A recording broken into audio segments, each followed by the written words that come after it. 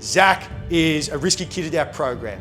Now, he's been a member for about 18 months, so quite a long time.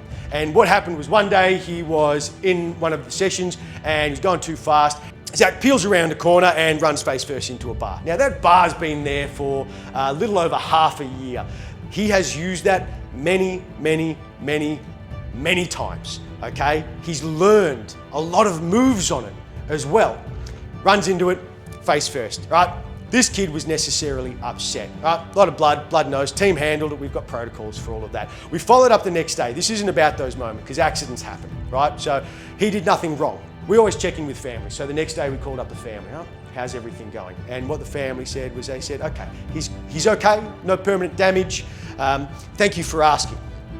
This next part was not the wrong thing to say on their part. It's very natural, so I'm making sure I give those caveats. They said, we hope that you've removed the bar. We won't be coming back until you have, because we don't want to go through that again. We don't want our risky kid to go through that again. We don't want any other family to go through that again. Understand how you feel. Completely natural to feel that way. But we can't take the bar down. The bar wasn't the problem.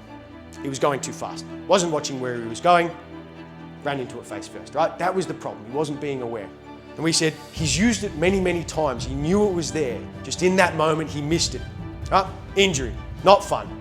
But he was afraid and they were afraid. They didn't want to have that moment anymore. They brought him to us. And until that moment, hadn't really had any injuries.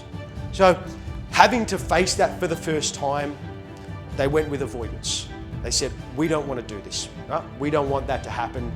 Let's remove the obstacle or the opportunity for this ever to occur. Natural response. Is it the best response? No.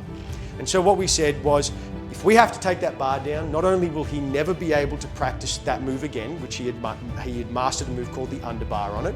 He'd worked really hard to master that skill. So all of a sudden he wouldn't be able to practice it anymore. No other kid in the club would be able to learn it. All of the kids who had learned it that term wouldn't be able to practice it anymore.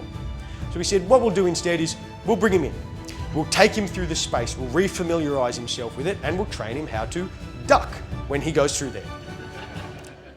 And they were like, yes, we understand. That makes sense. Let's do it. They didn't want him to be harmed, but they also wanted him to grow from that moment. That is what they wanted.